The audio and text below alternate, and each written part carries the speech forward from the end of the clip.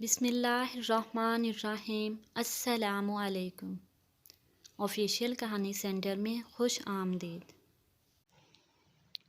میرا نام عذرا ہے۔ میں اپنے والدین کے ساتھ غازی آباد کے نزدیک ایک چھوٹے سے گاؤں میں رہتی تھی۔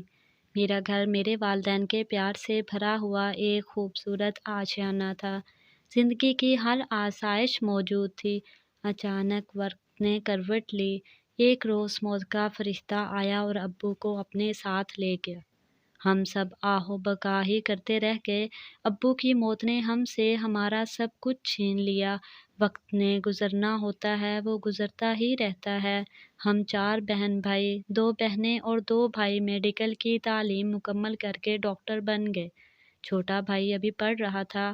بڑے بھائی کی تنخواہ سے گھر کے حالات کچھ بہتر ہونے لگے۔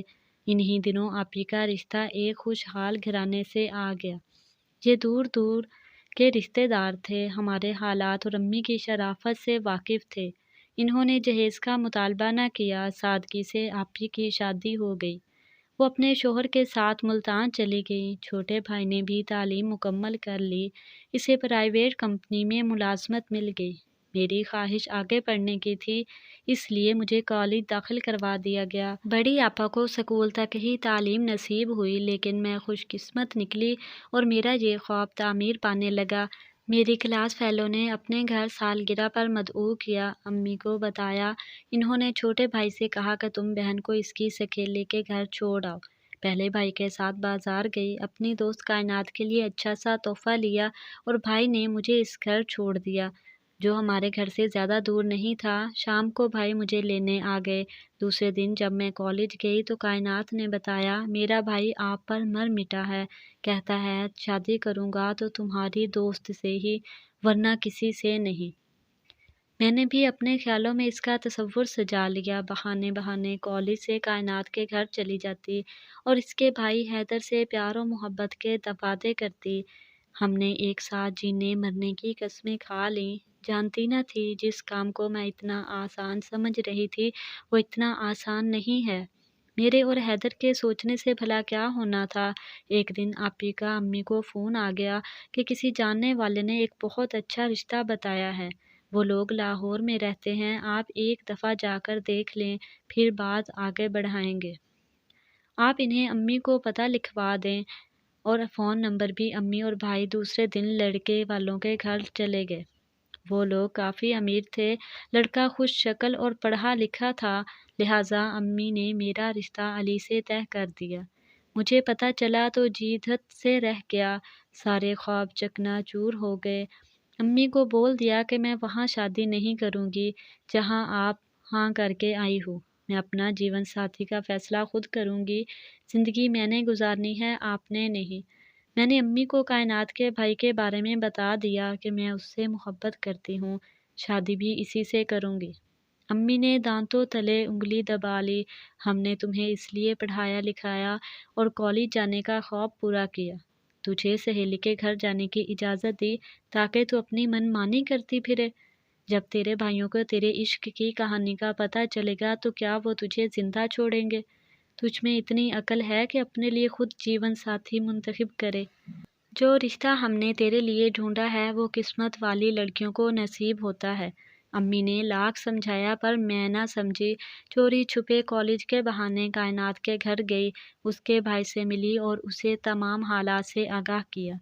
میں نے اصرار کیا کہ اپنی والدہ کو میرے گھر بھیجو تاکہ میں اس رشتے پر اڑ جاؤں۔ اس نے کہا میں ابھی پڑھ رہا ہوں، ایسا نہیں کر سکتا، آپ کو کچھ عرصہ صبر کرنا پڑے گا۔ میں صبر تو عمر بھر کر لیتی، لیکن میرے بس میں ہوتا تو۔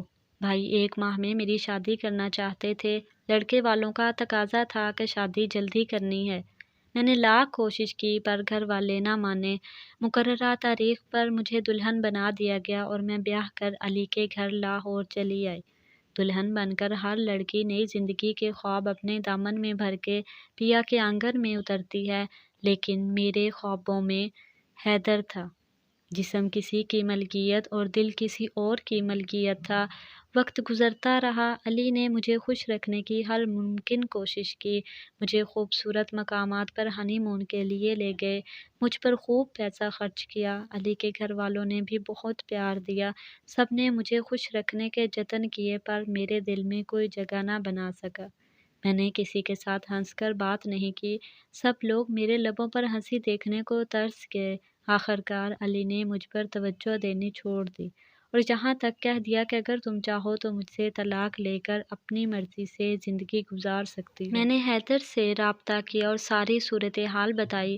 اس نے کہا اپنے شوہر سے طلاق لے لو، میں تم سے شادی کروں گا۔ ایک دن میں اپنے شوہر سے لڑائی کر کے حیدر کے گھر آ گئی۔ حیدر نے مجھے اپنے گھر دیکھا تو بہت پریشان ہو گیا، کہنے لگا اس سے پہلے کہ امی ابو کو شک ہو جائے تم میری وجہ سے اپنا گھر چھوڑ کر آئی ہو، یہاں سے چلی جاؤ، جب حالات ٹھیک ہوں گے تو میں آپ کو اپنا لوں گا۔ سمجھانے پر میں کائنات سے ملنے کا بہانہ کر کے کچھ دیر وہاں رکی اور امی کے گھر آ گئی۔ ان کو بتایا کہ سسرال والے مجھ پر بہت ظلم کرتے ہیں، میں وہاں نہیں رہ سکتی۔ امی نے میرے جھوٹے بیانات پر یقین نہ کیا، بھائیوں کو بھی سمجھایا۔ اچانک والدہ کو فالج ہو گیا۔ ان کی دیکھ بھال اور خدمت کے بہانے میں جہاں ٹھہری رہی، بالآخر والدہ بھی وفات پا گئیں۔ ان کے انتقال کے بعد بھائی اور بھابھی نے آنکھیں پھیر لیں، اٹھتے بیٹھتے تانے دیتے کہ شوہر کا گھر چھوڑ کر کب تک یہاں پڑی رہو گی؟ تم نے تو مستقل ڈیرے ڈال لیے ہیں، عزت اسی میں ہے کہ اپنے گھر چلی جاؤ۔ اس دوران ساس نے ایک دو بار فون کر کے سمجھایا بیٹی ابھی کچھ نہیں گیا، اپنے گھر واپس آ جاؤ، مگر میں نے ہر بار انکار کیا۔ میں تو حیدر کے بااختیار ہونے کا انتظار کر رہی تھی اور ساس کو صاف صاف کہہ دیا علی کے ساتھ نہیں رہنا، مجھے طلاق چاہیے۔ بیٹی سوچ لو، ابھی وقت ہے، یہ دنیا بڑی ظالم ہے، اپنے شوہر کے گھر کے سوا تمہیں اور کسی جگہ سکون اور جگہ نہیں ملے گی۔ ایک دن بھائی گھر پر نہیں تھا، بھابھی نے بہت بے عزتی کی میری اور گھر سے نکل جانے کو کہا، ساتھ اپنے شوہر کے گھر چلی جاؤ ورنہ دھکے دے کر نکال دوں گی، رہنا ہے تو اپنی بہن کے گھر چلی جاؤ۔ صبح میں نے بیگ اٹھایا اور ملتان بہن کے گھر آ گئی۔ حیدر نے 1 سال گزارنے کا کہا تھا، یہ 1 سال کہیں گزارنا تھا۔ ماں کے بعد بہن کا گھر ہی اچھا لگتا ہے، سوچا دکھ کی اس گھڑی میں بہن ضرور سہارا دے گی۔ دل میں امید کا دیا جلا کر میں بہن کے گھر آ گئی۔ بہن جانتی تھی کہ میں اپنے شوہر سے ناراض ہو کر میکے آئی تھی۔ دل جوئی کی بجائے اس نے تانے دینے شروع کر دیے، کھانے کا بھی نہ پوچھا، کہنے لگی کب تک میں تمہیں اپنے گھر بٹھا کے رکھوں گی؟ آپی کے رویے سے صاف ظاہر تھا کہ میں ان کے ہاں ڈیرے نہ ڈالوں، بلکہ ڈیرا ڈالنے سے پہلے ہی میں کہیں اور چلی جاؤں۔ ٹھیک ہے آپی، اگر آپ کو کوئی پرابلم ہے تو میں ابھی کے ابھی آپ کے گھر سے چلی جاتی ہوں۔ میں نے بیگ اٹھایا، لاہور والی بس پر سوار ہو کر واپس آ گئی۔ لاہور میں میری ایک دوست تھی، سوچا کچھ دن اس کے گھر ٹھہر جاؤں گی۔ یہ سوچ کر میں اپنے دوست کے گھر آ گئی۔ شام ہونے والی تھی جب اس کے گھر پہنچی، مجھے دیکھ کر وہ بہت خوش ہوئی۔ رات کھانے کے بعد جب میں نے اپنے آنے کا مقصد بیان کیا تو کہنے لگی آپ یہاں سے چلی جائیں، اگر میرے گھر والوں کو پتہ چل گیا کہ آپ بھاگ کر آئی ہیں تو وہ بہت برا ہوگا۔ اپنے دوست کے رویے سے بھی میں مایوس ہوئی، رات بھر روتے ہوئے گزر گئی۔ اٹھتے ہی علی کو فون کیا کہ مجھے معاف کر دو، میں نے آپ کے ساتھ بہت زیادتی کی ہے، اگر آپ مجھے معاف کر دیں تو مجھے اپنی غلطی کا احساس ہو گیا ہے، میں واپس اپنے گھر آنا چاہتی ہوں۔ علی نے کہا تم اس وقت کہاں ہو؟ میں اپنے دوست کے گھر کا ایڈریس بتا دیا، اس نے مجھے معاف کر دیا اور 1 گھنٹے بعد وہ میرے پاس پہنچ گیا۔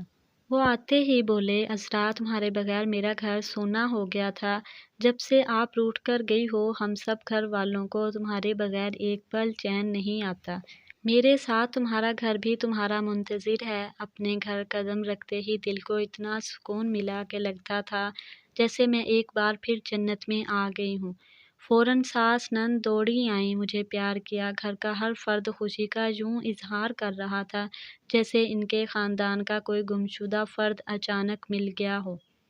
آج احساس ہوا کہ اپنا گھر کیا ہوتا ہے، شوہر کا تحفظ اور اس کی محبت کیا شے ہے، وجہ سے جو سماج اور رشتہ داروں میں عورت کو عزت بھرا مقام ملتا ہے وہ کتنا انمول ہوتا ہے۔